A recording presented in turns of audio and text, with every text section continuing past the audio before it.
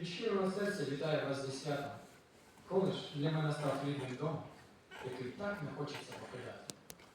І сьогодні я хотів би виразити вам найщиріші слова подяки і зробити цей музичний подарунок для вас.